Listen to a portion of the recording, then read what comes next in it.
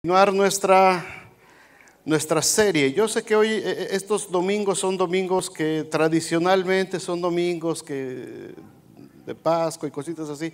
Está bien, hay temas importantes, ya habrá tiempo para festejar y para las tradiciones. Ahorita me urge que la iglesia se alimente, me urge que entendamos algunos de estos temas, así es que vamos a continuar con el tema que empezamos la semana pasada, que se llama espíritus generacionales. Si no viniste la semana pasada, puedes ver las pláticas en el canal de YouTube de la iglesia, porque es importante que sigamos esta secuencia. ¿Por qué es importante saber lo que la Biblia habla acerca de estos espíritus? Dice Efesios 6:12, porque no tenemos lucha contra sangre y carne, sino contra principados, contra potestades, contra los gobernadores de las tinieblas de este siglo, contra huestes espirituales de maldad en las regiones celestes. Si tienen sus Biblias, abran Efesios 6:12 y léanlo conmigo. A ver si lo tienes ahí arriba, Liz, por ahí. Efesios 6:12, ¿ya lo tienen? Digan sí, no, hay. Ahí está. Dice todos juntos, porque no tenemos lucha contra sangre y carne, sino contra principados, contra potestades, contra los gobernadores de las tinieblas de este siglo, contra huestes espirituales de maldad en las regiones celestes. Este mes quiero que hablemos acerca de estas potestades espirituales que se refiere Pablo aquí, porque estas potestades han tenido guerra durante toda la historia, desde que Dios puso al hombre en el huerto del Edén. Estas potestades han estado en guerra con Dios. Aún antes de que existiera el hombre, ya había habido una rebelión en el cielo y tuvo que ser enviado a la tierra el diablo, el que se rebeló en contra de Dios. Entonces, esta guerra ha estado presente en la historia de la humanidad desde siempre. Estas potestades han querido impedir que el pueblo de Dios, el pueblo de Israel primero, avanzara en el plan de salvación que tenía Dios para la humanidad, y después estas mismas potestades han estado impidiendo a la iglesia que avance de la misma manera, que vayan a cumplir el propósito por el cual el Señor nos ha llamado. Ahora, esta guerra se desarrolla en medio de todas nuestras actividades normales. Pero si nosotros no estamos alertas y no entendemos cómo opera el mundo espiritual, nos vamos a ver envueltos en situaciones que pensamos que es entre nosotros el pleito y no nos damos cuenta que es parte de estas potestades, de estas huestes de maldad que están en contra de que el plan de Dios se desarrolle entre nosotros. No es tan fácil ignorar. La Biblia dice que nosotros no ignoramos, dice Pablo, las maquinaciones de Satanás. Ahora, el diablo, estos principados, estas potestades, nunca se nos van a aparecer vestidos, ¿verdad?, con sus cuernitos y vestidos de rojo y con su trinchecito y colita. No, así no se van a aparecer. Estas huestes trabajan en nuestras mentes, trabajan influenciando nuestro medio ambiente, trabajan metiendo ese tipo de influencia, usan a personas, usan a gobernantes, usan a líderes, usan a lo largo de la historia. Todos estos espíritus han usado a la gente que estaba lejos de Dios, llenos de maldad, idólatras, pueblos idólatras, eran influenciados por estas huestes de maldad para poder llevar a cabo su propósito de bloquear el avance del reino de Dios. ¿Se acuerdan una vez que Jesús, que Pedro le dice a Jesús, Señor, manda que vengan ángeles? ¿Y qué le dijo Jesús? Apártate de mí, Satanás. Era su amigo Pedro. Era Pedro. Lo que habló era la boca de Pedro. Pero Jesús discierne y Jesús reconoce que ese pensamiento no viene del corazón de su amigo Pedro. Jesús discierne que un espíritu influyó en Pedro para que le dijera eso. Por eso Jesús le dice, apártate de mí, Satanás, porque me eres estorbo. No se lo estaba diciendo a su amigo, se lo estaba diciendo al principado que estaba queriendo bloquear lo que él tenía que hacer, impedir que llegara al momento de la redención para nosotros. Entonces, eso explica este versículo. No tenemos lucha contra sangre y carne. Nuestra lucha no es entre nosotros. Nuestro pleito no es con las personas alrededor de nosotros. Nuestro pleito es espiritual. La guerra es espiritual. Hace 8 días hablamos del espíritu de Amalek. Cuando Israel es liberado, cuando Israel sale por fin de Egipto después de 400 años de esclavitud, inmediatamente Amalek le cae encima a Israel con los que se habían quedado en la retaguardia, con los que se habían debilitado. Cuando los líderes iban adelante y estaban ya cansados y trabajados, entonces Amalek viene y destruye la retaguardia de la avanzada de Israel. Y vimos todo lo que pasó ahí. Para más información, consulte nuestra página de Facebook, ¿verdad? Y de YouTube. Ahora vamos a hablar de otro espíritu. Vamos a hablar porque es el mismo espíritu también que sigue actuando todavía en nuestro tiempo. Hay varios más que los vamos a ir viendo durante este mes. Hoy vamos a hablar acerca del espíritu de Faraón. Este es otro espíritu muy peligroso que actuó en el pasado y sigue actuando todavía en el presente. ¿Qué es lo que hace este espíritu de Faraón? Vamos a ver en primer lugar el espíritu de Faraón en contra de Israel. Faraón versus Israel. Esta es la guerra. Faraón en contra de Israel en primer lugar. Vamos al libro de Éxodo. Abran sus Biblias. Éxodo capítulo 1. ¿Se acuerdan la historia más o menos? La historia bíblica. Génesis termina con la vida de José. Termina cuando viene el asunto del hambre sobre la tierra. José está en Egipto. Faraón lo hace señor de todas las cosas. Lo pone por encima, solamente arriba de José estaba Faraón en autoridad en toda la nación de Egipto. Y la familia de José, su padre y sus hermanos vienen a pedir comida. Y José se identifica con ellos y se abrazan y papá. Y se establecen en la tierra de Gosén, de Goshen, como se llama la ciudad que tenemos aquí cerca. En la tierra de Gosén se instala el pueblo de Israel y ahí empiezan a crecer y se desarrollan. José se muere, el faraón se muere y la historia sigue con toda la familia y todo el pueblo ahí instalado. Y empieza el libro de Éxodo en el capítulo 1, versículo 6, después de que da algunas genealogías. El versículo 6 dice: y murió José y todos sus hermanos y toda aquella generación. Es decir, pasaron unos 40, 60 años. Se murieron todos. Y toda la generación que había crecido ahí, todos ellos se murieron. Versículo 7. Y los hijos de Israel fructificaron y se multiplicaron y fueron aumentados. ¿Y qué? Fortalecidos. ¿Qué tal? ¿Poquito fortalecidos? No. En extremo, y se llenó de ellos la tierra. ¿Qué tal? Y llegaron los mexicanos a Estados Unidos y vénganos tu reino. Y mira cuántos se fueron ahorita, más los que se acumulen. Fructificaron, fueron bendecidos por Dios, fueron fortalecidos en extremo y se llenó de ellos la tierra. Después de la muerte de José, después de que se muere toda esa generación, hermanos, vino un tiempo de bendición espiritual, mucha prosperidad de parte de Dios para los descendientes de Abraham, para la familia de Jacob y sus descendientes. Había pasado ya la amenaza del hambre, se habían establecido en la tierra de Gosén, estaban muy comoditos. Muy relajaditos estaban todos los israelitas ahí. La tierra producía bastante bien, tenían bastantes tierras, sus ganados se multiplicaban pero rapidísimo, sus campos producían los mejores frutos de la tierra de Egipto, sus familias iban creciendo sanas y fuertes, sus hijos, todo, muy a todo dar estaban, demasiado cómodos, demasiado tranquilos, se iban fortaleciendo día con día. Había chamacos para aventar para arriba. Cualquier parecido con la realidad es pura coincidencia.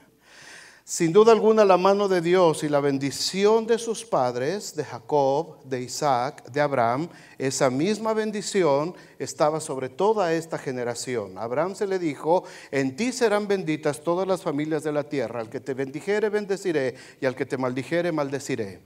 Así es que toda esta generación estaba recibiendo algo que dijo ahorita Mari, la bendición de sus padres. Estos niños van a crecer. Nosotros nos vamos a morir si el Señor no viene antes. Toda esta generación va a crecer y va a tener hijos, y estos hijos van a tener sus hijos, nuestros nietos, bisnietos, tataranietos, que a lo mejor no los vamos a ver, pero todos ellos en un momento dado van a disfrutar de las bendiciones de lo que estamos haciendo ahorita nosotros, de lo que estamos trabajando, de lo que estamos invirtiendo, de lo que estamos preparando, de lo que nos estamos nosotros metiendo con el Señor. Ellos lo van a disfrutar, y sus generaciones también. Así es que ellos estaban muy cómodos. En esta escena vemos entonces primero un cuadro de bendición y de prosperidad. Ahora vamos a la siguiente escena, ya adelantito, versículo 8 del capítulo 1 de Éxodo estamos. Entre tanto que pasaba todo esto, se levantó sobre Egipto un nuevo rey. Ya no era el faraón amigo de José, ahora dice se levanta un nuevo rey. Y fíjate lo que dice, que no conocía a José. Y dijo a su pueblo: he aquí el pueblo de los hijos de Israel es mayor y más fuerte que nosotros. Ahora pues, seamos sabios para con él, para que no se multiplique y acontezca que viniendo guerra, él también se una a nuestros enemigos y pelee contra nosotros y se nos vaya de la tierra. Entonces pusieron sobre ellos altos comisarios de tributos, de impuestos. Les empezaron a imponer una carga de impuestos que los molestaban con sus cargas. Y edificaron para Faraón las ciudades de almacenaje, Pitón y Ramasés. Empieza un tiempo de hostilidad. Estaban muy cómodos, muy tranquilos, pero este faraón dice: estos están muy bien, les está yendo muy bien, y en un momento dado se nos van a voltear. Así es que vamos a ponerles algunas carguitas. Les empiezan a meter tributo, los hacen tributarios. El pueblo de Israel tiene que empezar a pagar altos impuestos al rey de Egipto. Tienen que empezar a ayudarle a construir sus ciudades. Los empiezan a poner. Ya la situación no está tan fácil. Ahora ya no están tan cómodos. Tienen que empezar a trabajar y tienen que empezar a pagar sus impuestos demasiado altos, y los empiezan a oprimir. Empieza un tiempo de hostilidad, un tiempo de sometimiento, un tiempo que les empieza a causar estrés, un tiempo de aflicción. Pero en medio de la tribulación viene una reacción, versículo 12. Pero cuanto más los oprimían, tanto más se multiplicaban y crecían. De manera que los egipcios temían a los hijos de Israel. O sea, mientras más dura la presión, los varones se desquitaban con las hermanas. Y mientras más ganas le echaban. Y más crecían. Y más se multiplicaban. Y el pueblo seguía creciendo. Y el pueblo se seguía fortaleciendo. Dios seguía bendiciendo. Nuevamente el espíritu de Faraón empieza a atacar. Versículo 13. Y los egipcios hicieron servir a los hijos de Israel ¿con qué? Ya no fue solamente los impuestos. Ahora empezamos a aplicar dureza. 14. Y amargaron su vida con dura servidumbre en hacer barro y ladrillo y en toda labor del campo y en todo su servicio, al cual los obligaron con rigor, con fuerza. Ya no era voluntario, ya no era: oigan muchachos, me echan una manita. No, ahora era: o me ayudas o te vas a la cárcel, o pagas o te quito lo que tienes, O me das más cada vez de lo que estás ganando, o te quedas sin nada. Les empezaron a someter, dice, con dureza. Los empezaron a meter fuerte. En esta escena, hermanos, estamos viendo ya un sometimiento total. Israel ha perdido su lugar de privilegio. Ya no son los nenes consentidos de Faraón, los amigos de José. Se acabó. Ya no tienen comodidades. Ahora vive sometido con dureza, con rigor, bajo el espíritu de Faraón. Este espíritu generacional trata de impedir el avance de la promesa de Dios de la descendencia de Abraham. El plan de redención para toda la humanidad viene de la simiente de Abraham. Abraham se le prometió: en ti serán benditas todas las familias de la tierra. Ahí estaba la promesa de que Jesucristo iba a nacer. Sin embargo, el espíritu de Faraón dice: no, tenemos que detener el avance de este pueblo. Lo tenemos que someter y lo tenemos que neutralizar totalmente. Y el espíritu de Faraón empieza a oprimir y empieza a tratar de frenar el avance de la simiente de Abraham. Tienen que cosechar los campos de Egipto. Tienen que servir a los habitantes de Egipto. Ya no hay tiempo para pensar en Dios. Ya no hay tiempo para ir a las reuniones de la iglesia. Ya no hay tiempo para juntarse a orar. Hay que mezclar barro. Hay que hacer ladrillo. Hay que ir a sembrar. Hay que darle de comer a Faraón y a toda su gente en Egipto. Y de paso hay que ver también para llevarle de comer a las familias. Están obligados con rigor, con dureza. Cuando parece que las cosas no podían estar peor, entonces viene todavía una desgracia todavía más fuerte. Versículo 15. Y habló el rey de Egipto a las parteras de los hebreos, en una de las cuales se llamaba Cifra y otra Fúa, y les dijo: cuando asistáis a las hebreas en sus partos y veáis el sexo, si es hijo, matadlo. Si es hija, entonces viva, para que nos sirva de criada. Pero las parteras temieron a Dios y no hicieron como les mandó el rey de Egipto, sino que preservaron la vida a los varones, a los niños. Y el rey de Egipto hizo llamar a las parteras y les dijo: ¿por qué habéis hecho esto? Que habéis preservado la vida a los niños. Y las parteras respondieron a Faraón: porque las mujeres hebreas no son como las egipcias, pues son robustas. Ajá, ¿qué tal? No eran flacas, desganadas, así como las egipcias. Estaban las hermanas bien reportadas. Son robustas. Y resulta que cuando dan a luz, las parteras no tienen chance de llegar. Dan a luz antes de que la partera venga a ellas. Y Dios hizo bien a estas dos parteras, a Cifra y a Fúa, y el pueblo se multiplicó y se volvió a fortalecer en gran manera. Y por haber las parteras temido a Dios, Él prosperó sus familias. Versículo 22.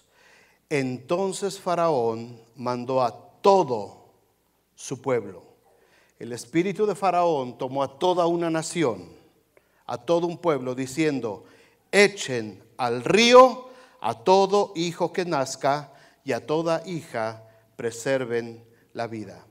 Los varones empiezan a ser neutralizados por el espíritu de Faraón. Las parteras hebreas salvaron a algunos, pero al final vino la matanza y todos los varones que iban naciendo eran ahogados en el río Nilo. Escuchen esto, hermanos. El espíritu de Faraón somete, esclaviza, oprime y al final neutraliza a los varones de Israel al momento de nacer.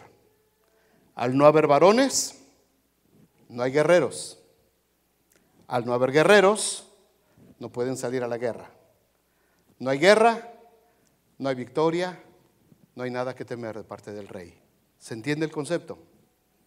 ¿Ven cómo funciona este espíritu? Se salva un niño llamado Moisés. ¿Saben la historia, verdad? La mamá y la hermana la meten en un canastito en el río y la hija de Faraón lo recibe, lo preserva y le guarda la vida. A los 80 años de edad este niño enfrenta a este espíritu de Faraón y con la mano de Dios le vence y ese principado de maldad sufre una terrible derrota. Ese principado es derrotado, el espíritu de Faraón es derrotado, sus carros se van al fondo del mar, se queda atrás, su imperio se desvanece y desaparece, y el pueblo de Dios sale a victoria. Pero, dijimos hace 8 días, estos espíritus no mueren, son inmortales. Así es que este espíritu de Faraón se reagrupa, la piensa, hace una nueva estrategia y unos siglos después regresa con la misma fuerza, con la misma estrategia, el mismo propósito: detener el avance de la promesa de Dios, impedir que lo que Dios le había prometido a Abraham se llegara a cumplir acá. El mismo espíritu. En segundo lugar, el espíritu de Faraón en contra del Mesías, en contra de Jesucristo. Vamos al capítulo 2 de Mateo. Vamos a dejar a Éxodo ahí. Ahora vámonos al capítulo 2 de Mateo. Mateo capítulo 2. Empieza la historia de Jesús. Capítulo 1 de Mateo habla de toda la genealogía de lo que de Jesucristo. El capítulo 2 dice el versículo 1: cuando Jesús nació en Belén de Judea, en días ¿de quién? Del rey Herodes. Este rey Herodes estaba influenciado por el mismo espíritu de Faraón. Vinieron del oriente a Jerusalén unos magos, diciendo: ¿dónde está el rey de los judíos que ha nacido? Porque su estrella hemos visto en el oriente y venimos a adorarle. Suena mensaje de Navidad, ¿verdad? Pero nada que ver. Ahora, vamos otra vez al contexto. Israel vivía en relativa paz dentro del Imperio Romano en este tiempo, cuando nace Jesús. Ya los habían hecho tributarios también, tenían que pagar impuestos, estaba sobre ellos una carga de impuestos, de tributos muy fuerte que los tenían gobernados ahí, pero eran oprimidos por el emperador, por los reyes y procuradores que el imperio les imponía. Y de repente llegan estos personajes, no sabemos cuántos eran. La Biblia no dice que eran 2 o 3, ni que eran Melchor, Gaspar y Baltasar. No dice nombres ni dice cuántos eran. Era una legión, eran varios hombres, estos magos. Llegan a este lugar, se presentan delante de la corte de Herodes y le preguntan muy inocente: ¿dónde está el rey que ha nacido? Porque venimos a adorarle. La misma escena que la historia que vimos en Éxodo. Un tiempo de relativa paz, un tiempo de bendición entre el pueblo de Israel, pero de pronto llega el momento de la tribulación y del estrés. Llega un momento de mucho estrés. Vuelve a entrar en escena el espíritu de Faraón en Egipto. Versículo 3. Oyendo esto, el rey Herodes, ¿qué le pasó? Se sacó todo de onda, se turbó. Y no nada más él, toda Jerusalén con él. ¿Cómo que un rey? ¿Cómo que vienen a ver al rey? A ver. ¿Dónde me perdí? Yo soy el rey. Yo soy la autoridad aquí. A mí nadie me informó que me iban a sacar. A mí nadie me dijo que alguien iba a tomar mi lugar. Yo soy el rey por decreto del emperador de Roma. ¿De dónde me sacan ustedes que vienen a adorar al rey que acaba de nacer? ¿Quieren quitarme mi reinado? ¿Esto quiere decir que los judíos ahora se van a levantar en contra de mí? ¿Hay un nuevo libertador como Moisés que viene a pelear en contra de mí? Quieren levantar un ejército, ¿verdad? Todos los varones de Israel quieren levantar un ejército y quieren venir en contra de mí. Estaba turbado Herodes y en su cabecita pensaba todo eso: se me va a acabar mi reinado, necesito hacer algo. Versículo 4: convocados todos los principales sacerdotes Y los escribas del pueblo les preguntó dónde había de nacer el Cristo. Ellos le dijeron: en Belén de Judea, porque así está escrito por el profeta. Y tú, Belén de la tierra de Judá, no eres la más pequeña entre los príncipes de Judá, porque de ti saldrá un guiador que apacentará a mi pueblo Israel. Así es que Belén es la cuna de la rebelión, piensa Herodes. Así es que ustedes me están diciendo que en Belén es donde se está tramando una rebelión en mi contra. Así es que en Belén es donde van a ser este ejército con este nuevo rey que están poniendo para venirme a derrocar. La mente del espíritu de Faraón. Y los pobres judíos no tenían ni idea de lo que estaba pasando. La gente de Israel no sabía ni qué iba a suceder. Versículo 7. Entonces Herodes, llamando en secreto a los magos. Carla, está muy caliente, ¿no le puedes poner ahí frío? ¿Sienten calorcito? Los veo algunos así como, o están en la menopausia todos de pronto. ¿Verdad? Como que los veo así todos. Ay, no. O está muy grueso esto. Apenas voy calentando. Versículo 7. Entonces Herodes, llamando en secreto a los magos, indagó de ellos el tiempo de la aparición de la estrella, y enviándolos a Belén dijo: id allá y averiguad con diligencia acerca del niño, y cuando le halléis, hacédmelo saber, para que yo también vaya y le adore. Ñaca, ñaca, ñaca. Espíritu de Faraón. El espíritu de Faraón. Díganme dónde está. Lo quiero ir a adorar. Quiero ir a presentarle mis respetos. 9. Ellos, habiendo oído al rey, se fueron. Y he aquí la estrella que habían visto en el oriente iba delante de ellos, hasta que llegando se detuvo sobre donde estaba el niño. Y al ver la estrella se regocijaron con muy grande gozo. Y al entrar en la casa vieron al niño con su madre María, y postrándose le adoraron, y abriendo sus tesoros le ofrecieron presentes: oro, incienso y mirra. Pero siendo avisados por revelación en sueños, que no volvieran con Herodes, regresaron a su tierra por otro camino. En Egipto fueron las parteras Cifra y Fua, que protegieron a los varones, a los niños que estaban naciendo. En el tiempo de Jesucristo, del nacimiento de Jesús, es un ángel de Dios que protege al niño que acaba de nacer. Es el ángel de Dios que les dice a los magos: váyanse por otro camino y no le hagan caso al loco ese, porque quiere matar al niño. Versículo 13. Después que partieron ellos, he aquí un ángel del Señor apareció en sueños a José y le dijo: levántate, toma al niño y a su madre y huye. ¿A dónde? ¿A dónde vivió el faraón? ¿Dónde fue oprimido Israel? ¿Dónde hubo la matanza de niños? Toma al niño y vete para Egipto. Vete para Egipto, porque acontecerá que Herodes buscará al niño para matarlo. Y José, despertando, tomó de noche al niño, a su madre, y se fue para Egipto. Y estuvo allá hasta la muerte de Herodes, para que se cumpliese lo que dijo el Señor por medio del profeta, cuando dijo: de Egipto llamé a mi hijo. ¿Por qué? Porque la promesa de Abraham fue: en ti serán benditas todas las familias de la tierra. Y el príncipe de Egipto, el espíritu del faraón, quiso detener el avance del pueblo de Dios. Pero con Dios nadie se pone.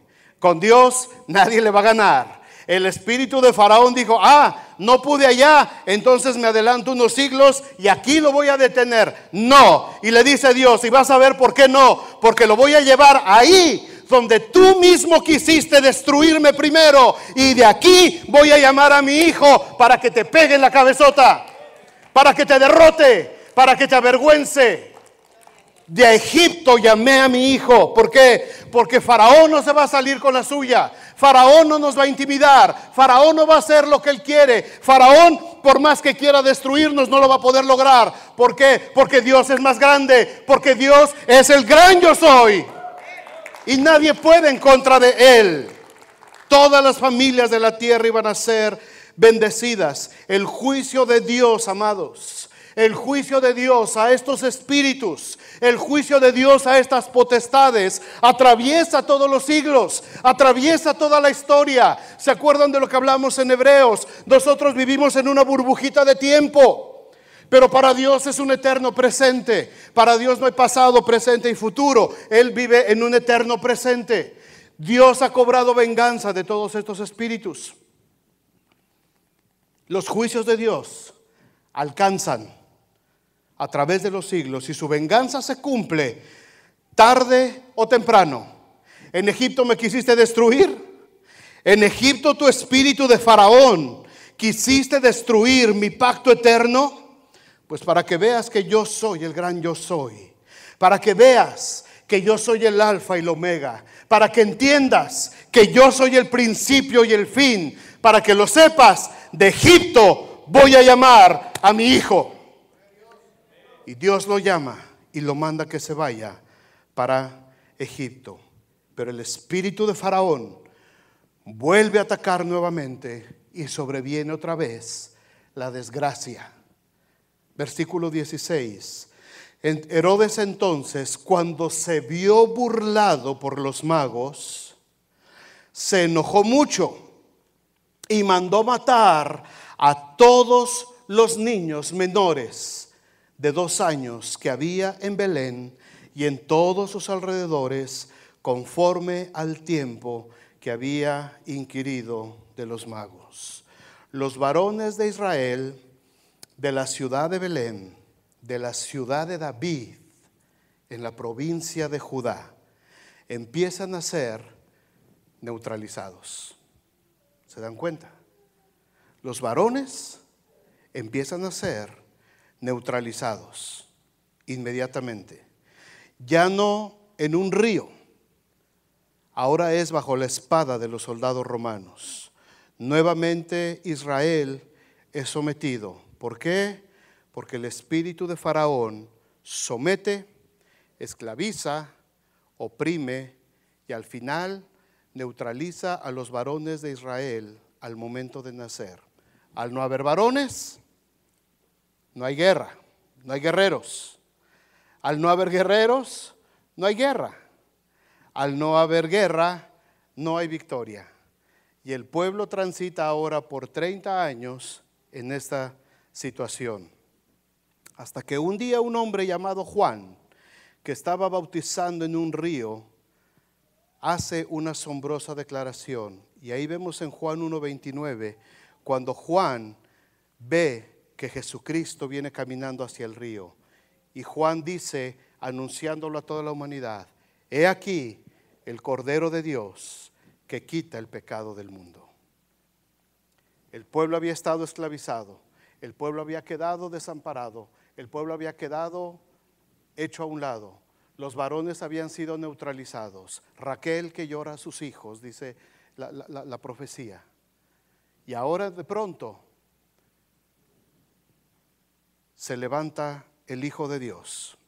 El espíritu de Faraón quiso neutralizar a este varón poniéndole en una cruz. Pero ni la cruz, hermanos, ni la tumba pudieron detenerle, porque hay uno más grande que el espíritu de Faraón, y ese se llama el Espíritu Santo de Dios. El que bautiza con fuego, el que convence de pecado y de juicio, el que desciende para salvar a su pueblo, el que intercede por nosotros, dice la Biblia, con gemidos indecibles. Al que no puede vencer el espíritu de Faraón, aunque se levante a hacerle guerra, al final de los tiempos va a ser atado, dice la Biblia, por los siglos de los siglos. ¿Se dan cuenta cómo opera este espíritu? ¿Se dan cuenta cómo funciona? Ahora, número 3, el espíritu de Faraón en contra de la iglesia. Número 1, el espíritu de Faraón en contra de Israel. Número 2, el espíritu de Faraón en contra del Mesías. Número 3, el espíritu de Faraón en contra de la iglesia.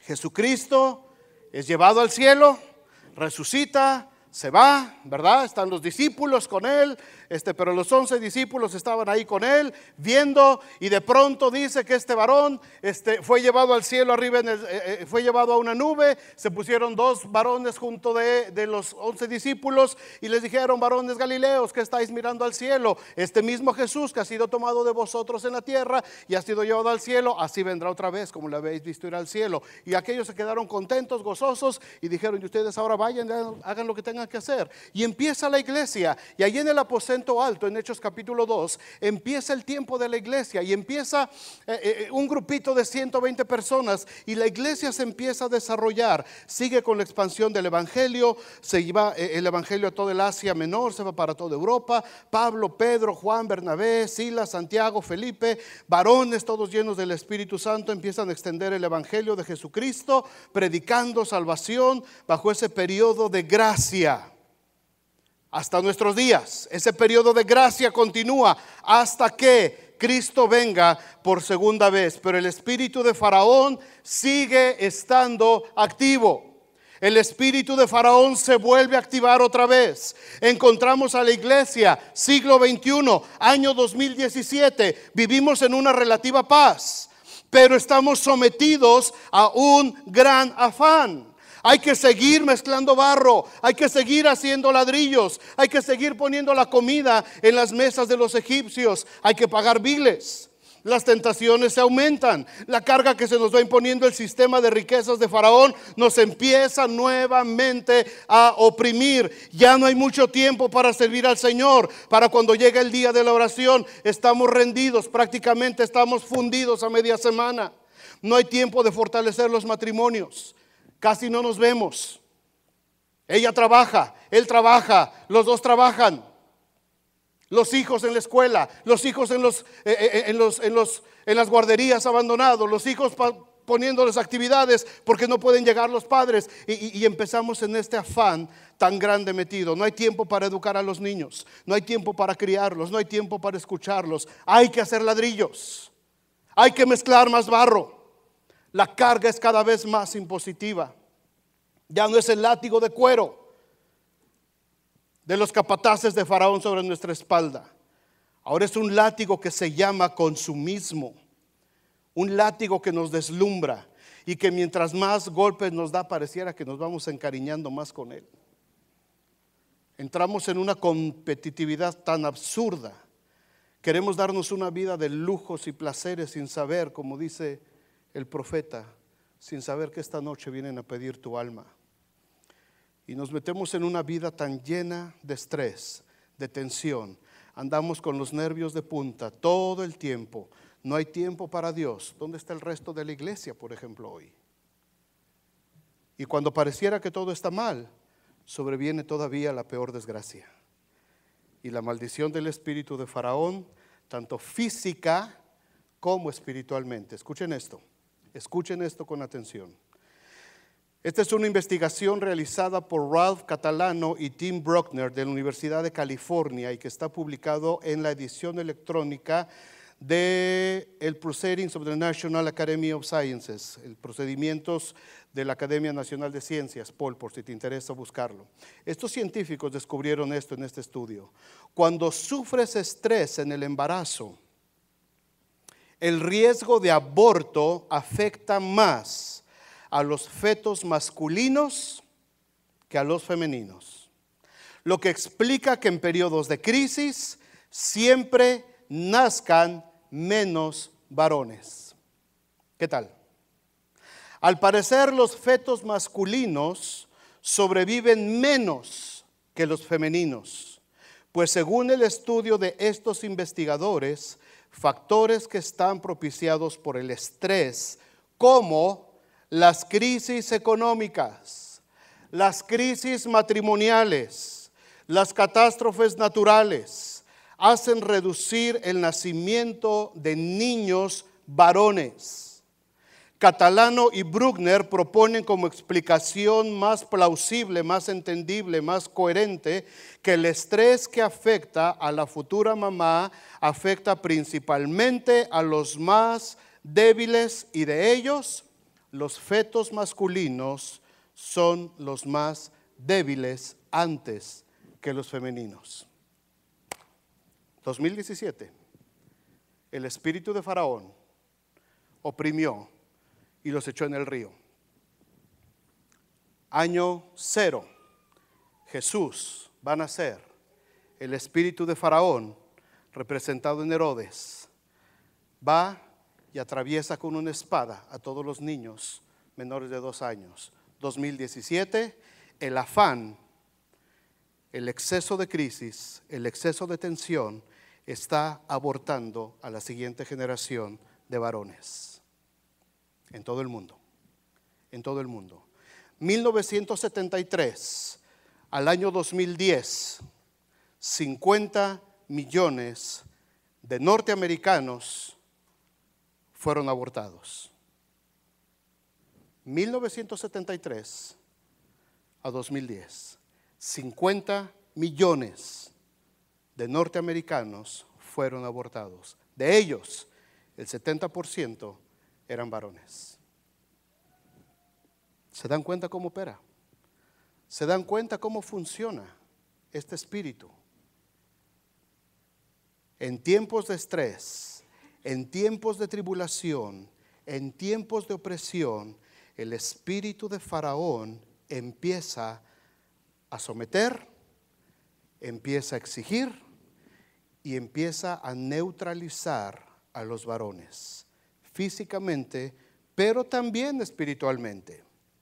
El Pew Research Center, el Centro de Investigaciones de Estadísticas Pew, reporta que en Estados Unidos la asistencia a las iglesias evangélicas es de 61% mujeres y 39% varones. Las causas de la ausencia de los varones en la iglesia: el exceso de trabajo, las deudas, la fatiga, la búsqueda de otro tipo de satisfactores o hobbies o pasatiempos que le producen nuevas deudas y más trabajo, más barro que mezclar, más ladrillos que fabricar, y el espíritu de Faraón sigue neutralizando a los varones hoy en día. ¿Quieren que hagamos la cuenta ahorita aquí? ¿Cuántos hombres y cuántas mujeres hay aquí? Nomás echen un ojito así, sin contar. Y se van a dar cuenta de lo que sucede. Cuando yo llegué a esta iglesia, a mí me sorprendió porque yo vi muchos varones. En toda mi vida de cristiano jamás había visto yo una iglesia que tuviera tantos varones como esta cuando yo llegué. Nunca, nunca. Siempre yo estoy acostumbrado a trabajar más con las mujeres, porque en todas las iglesias donde yo he estado son siempre muchísimas más mujeres. Y son las gallonas, las entronas. Los hombres brillan por su ausencia, neutralizados totalmente. El espíritu de Faraón. El espíritu de Faraón aún dentro de la iglesia. Dentro de la iglesia. ¿Cuáles son las principales quejas de muchísimas mujeres cristianas en todo el mundo, hermanos? En todas las culturas, en todos los idiomas. ¿Cuáles son las 3 principales quejas de la mujer cristiana? Mi marido está dormido espiritualmente. Mi marido no toma su liderazgo espiritual en la casa. Mis hijos no tienen un modelo espiritual al cual seguir. El espíritu de Faraón somete, esclaviza, oprime y al final neutraliza a los varones de la iglesia al momento de nacer de nuevo o desde antes. Al no haber varones, no hay guerreros. Al no haber guerreros, no hay guerra. Al no haber guerra, no hay victorias como las que debería de haber. Y la iglesia transita ahora ya por 2000 años en esta situación. Por supuesto que este espíritu de Faraón, hermanos, neutraliza tanto hombres como mujeres, pero su objetivo principal son los varones. ¿Por qué? No es porque sean más importantes, no es porque seamos acá los uyuyuy, allá hay nanita, los más machines, no. Es que por principio de autoridad, Dios puso al varón como cabeza del hogar. Este es un principio natural de Dios, no es una opción, no es una elección, no es asunto de machismo, no es asunto de misoginia, de decir que la mujer no vale. No, la mujer tiene un lugar preponderante en el reino de Dios, por supuesto, pero a Dios le plació hacerlo así. No me pregunten a mí, pregúntenle a Él. Dios dijo, el hombre es cabeza de la mujer. El hombre es el que tiene que tener el liderazgo espiritual en la casa. El hombre es el sacerdote de la casa. El hombre es el que tiene la responsabilidad de ver tanto física como material como espiritualmente por su casa. Somos los proveedores varones. Pero el espíritu de Faraón está diseñado para neutralizar varones. Y cuando están neutralizados los varones, la siguiente generación inmediatamente viene neutralizada. ¿Por qué? Porque estos varoncitos se están dando cuenta que para papá Dios no es importante. Muchos de estos niños dicen, ¿dónde está mi papá? ¿Por qué no veo a mi papá aquí? Eso significa que Dios no es importante para mí. Y cuando ellos crecen, fuera. ¿Dónde están? ¿Dónde están? ¿Dónde están muchos jóvenes? ¿A dónde se fueron? ¿Por qué los perdimos? El espíritu de Faraón los neutralizó. El Espíritu Santo los puede restaurar. El Espíritu Santo puede restaurar. El Espíritu Santo de Dios puede volver a vencer al espíritu de Faraón. Lo venció en Egipto, lo venció en Belén y lo puede vencer en South Bend. Y lo puede vencer en cualquier parte del mundo. ¿Qué hacemos con esta palabra, hermanos? ¿Qué hacemos con esta palabra? Hay una gran generación de jóvenes, varones en esta iglesia. Ya no vamos a hablar de todo el mundo, vamos a hablar de nosotros. Hay una gran generación de jóvenes varones en esta iglesia. Si ahorita van a la clase que tiene Pepe de la CIA, la mayoría son varones en ese grupo. Son todos estos jovencitos que están acá, allá están metidos ahorita. Muchos de ellos totalmente indiferentes, muchos de ellos apáticos, muchos de ellos nomás están ahí porque pues, los trajeron a fuerza, pero ya no ven la hora de zafarse de nosotros. Y todos los de acá son un montón. ¿Qué vamos a hacer con esta generación? El espíritu de Faraón, hermanos, nos los está empezando a neutralizar. El espíritu de Faraón, escúchenlo por favor bien, hermanos, nos los está empezando a neutralizar, muchas veces bajo la mirada complaciente de los varones adultos de la iglesia, sumamente ocupados en mezclar barro y hacer ladrillos para Faraón.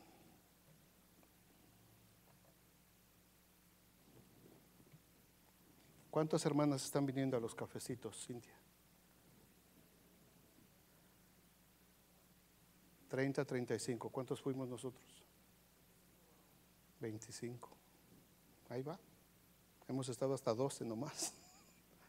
¿Verdad? Jessica no está. ¿Cuántas mujeres había ayer trabajando en el puestito de comida? Norma estaba ahí calentando tortillas y haciendo tacos. El acordeoncito le salía machina ahí.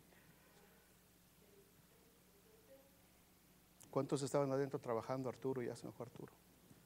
Había 2 personas trabajando ahí adentro, 2 varones. La respuesta, hermanos, aparentemente es muy sencilla, pero déjenme compartírselas. Y la verdad, oro al Señor para que el que tenga oído para oír, oiga. ¿Cómo vencemos al espíritu de Faraón? En Egipto fueron las parteras. En Belén fueron los magos que no delataron a Jesús. Ahora en la iglesia, en el tiempo de la gracia, es el Espíritu Santo que nos tiene que guiar a toda verdad. Efesios 5:13. Efesios 5:13. Con esto vamos a terminar. Dice, mas todas las cosas,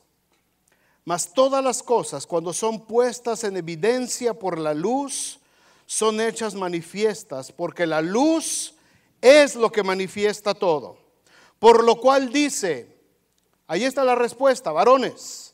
A ver, todos los varones, léanlo conmigo, el versículo 14 y 15, con voz de varón. O sea, con voz de chiflido, van a salir. ¿Ok?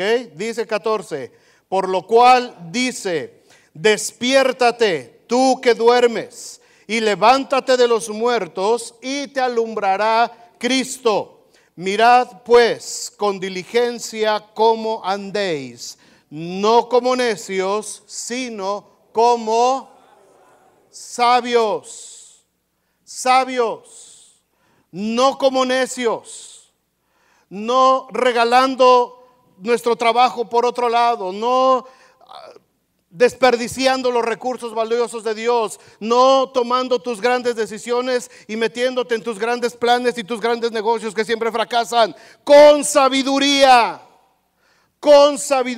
porque Satanás anda como león rugiente alrededor. El espíritu de Faraón anda alrededor buscando varones para devorar, varones para neutralizarlos, menos varones, menos niños trabajando en la iglesia, menos jovencitos buscando de Dios. Así me gusta tenerlos tranquilitos, dice el espíritu de Faraón. Mientras menos sean, menor riesgo representan para mí. Esta no es una palabra de condenación, varones, por favor entiéndanlo bien. No estoy hablando una palabra de condenación. Esta es una palabra de exhortación. Al ver una realidad que está puesta, dice aquí, en evidencia por la luz de la palabra de Dios, para tomar acción, para hacer los cambios necesarios, para sacudirnos a Faraón de encima y convertirnos en siervos de justicia llenos del Espíritu Santo. Hermanas, no le peguen de codazos a los hermanos. No le digan, ya ves, te lo dije. Ya ves, nunca haces caso, ¿no? Tranquilas. La próxima semana hablamos del espíritu de Jezabel y nos ponemos a mano. ¿Qué vamos a hacer con el espíritu de Faraón? Es un espíritu que esclaviza. Es un espíritu que somete, nos mete en dura servidumbre. Pero tenemos que trabajar, por supuesto que sí. Tenemos que pagar la casa, los biles, por supuesto que sí. Pero si somos sabios y somos honestos, podemos darnos cuenta que muchas de las broncas en las que estamos y por las que tenemos que estar metiendo tantísimas horas es porque estamos desperdiciando también muchísimo dinero. Y hay fugas y fugas y fugas y no acabamos de hacer ladrillos. Y todavía no acabamos de pagar este ladrillo y ya nos embarcamos con otro. Y todavía tenemos aquí y estamos malabareando. Y ahora págale a la Mastercard, y ahora págale a la Visa, y ahora págale a la American Express, y ya no alcanza, pues ni modo, ahora comemos puro huevito, y mañana pues mete el otro pago al a ver si baja, y ahora mándale para allá, y ahí estamos malabareándonos. Tenemos que andar como sabios, porque de pronto llega, oye, hay que ir a la iglesia el domingo. No. Tengo que hacer mis ladrillos, mucho ladrillo, tengo mucho ladrillo, mucho barrito que mezclar. Vamos a la reunión de oración. No, estoy fundido, mano. Todo el día haciendo ladrillos. No, ya. Ahorita ya, viva la paz, quiero estar aquí ya. Mucho ladrillo. ¿Y Faraón? Bien contento. Así te quiero tener, papacito. Así estás bien. Y si me haces así a tus hijos, gracias, te lo voy a agradecer mucho. Y los estamos haciendo de esa manera. Pónganse de pie, hermanos, vamos a orar. Vamos a darle gracias a Dios. Y yo quiero que como varones, los que estamos aquí, los varones que estamos acá, tomemos el compromiso en este momento. Por favor, hermanas, y esto se los digo con toda seriedad y con todo respeto, no quiero que usen esto como un arma, por favor. No quiero que nadie, ninguna hermana, llegando a casa le diga, ¿ya viste? Te lo dije, ¿ya viste? A ver si escuchas al pastor. Por favor, no, porque entonces sí se convierte en condenación. Se convierte en palabra de condenación. Y esta palabra no es para condenar. La palabra de Dios es para instruirnos en justicia. No es para condenar. Amén. La palabra de Dios es para instruirme. La palabra de Dios es para alertarme acerca de lo que puedo estar haciendo bien o puedo estar haciendo mal. La palabra de Dios es para alertarme de lo que está sucediendo a mi alrededor. No es para agarrar a bibliazos a mi pareja, no es para agarrar a bibliazos a nadie. Es para que yo reaccione y para que haga cambios en mi vida. Así es que por favor nadie ocupe estas palabras, este mensaje como ataque, porque entonces se convierte en condenación y no podemos caer en condenación porque eso es lazo del diablo. Pero varones que están aquí en esta tarde y hermanas, empiecen a orar si gustan por sus esposos o por sus hijos varones si tienen. Pero varones, yo quiero que hagamos un compromiso en esta tarde y que seamos sinceros delante de Dios.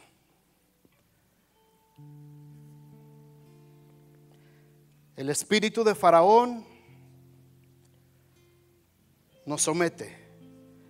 El espíritu de Faraón nos ha querido neutralizar. Y si somos honestos delante de Dios, lo ha logrado en muchas ocasiones.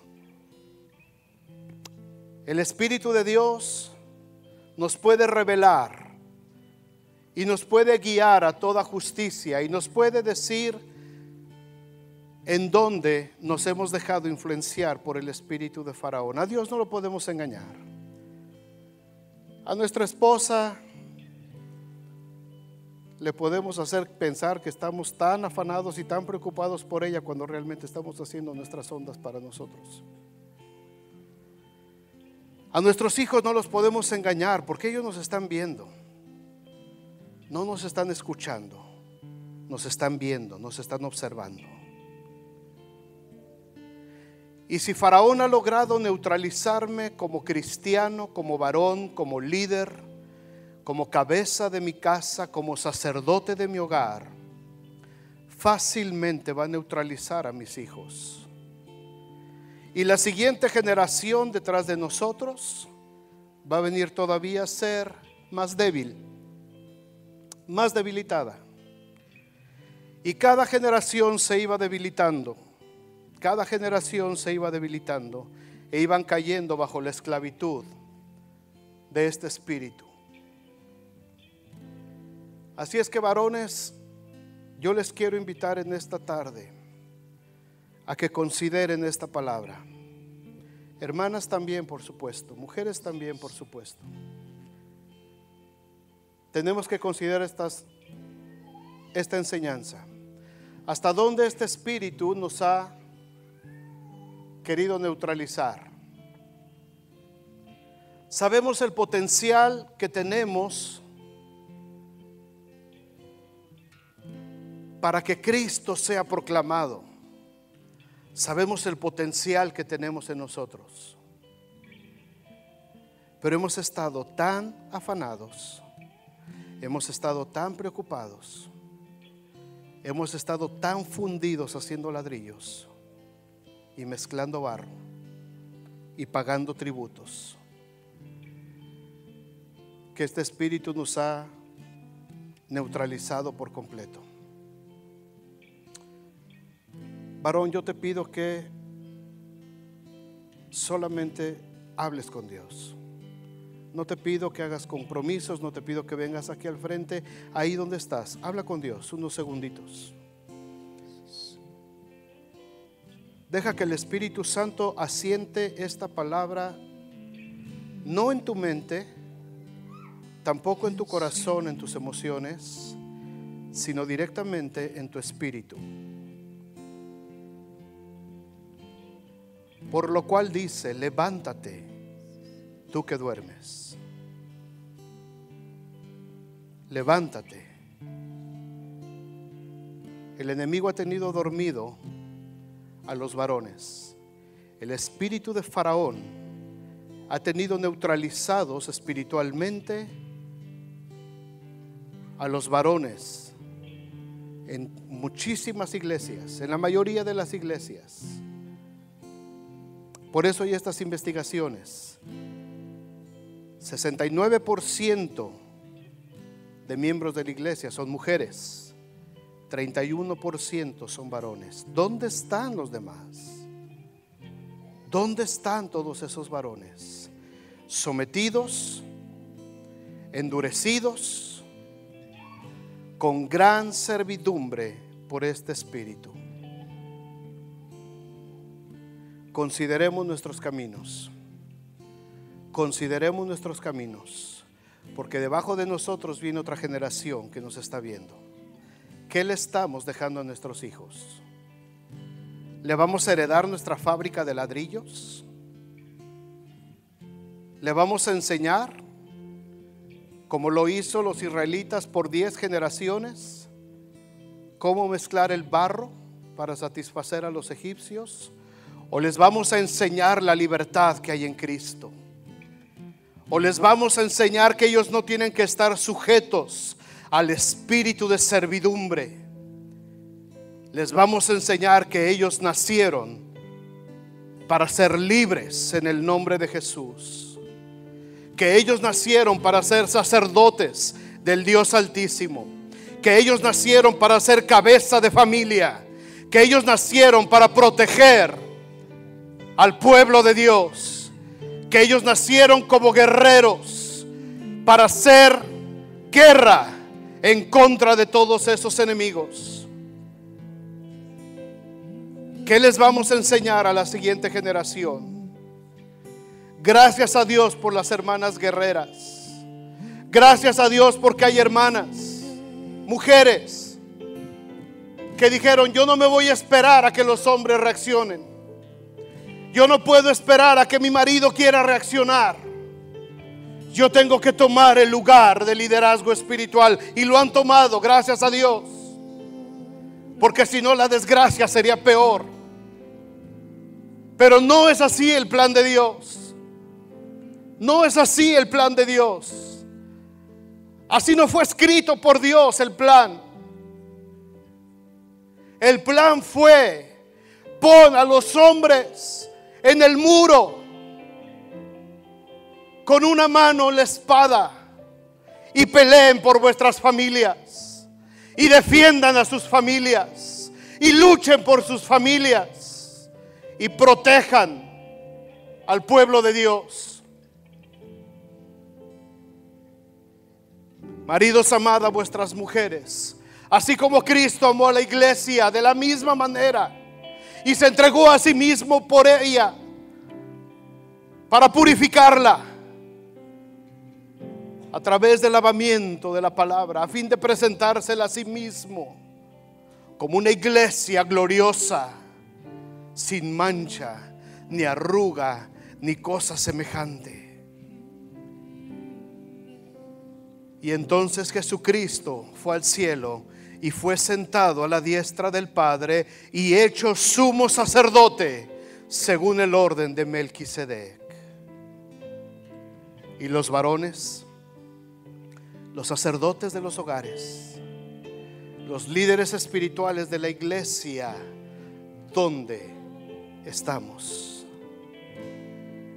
¿Dónde estamos?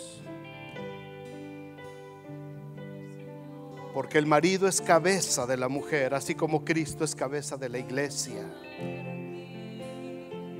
Porque la mujer no fue creada a causa del varón, o el varón no fue creado a causa de la mujer, sino por la gracia de Dios. Primero Dios estableció esa jerarquía: un varón y una ayuda idónea, un complemento idóneo. No es asunto de machismo, no es asunto de desprecio, es asunto del orden divino.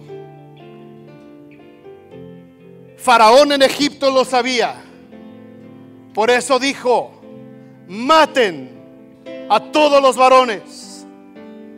Herodes lo sabía, por eso dijo: vayan y maten a todos los niños de Belén de menos de 2 años y de todos sus alrededores.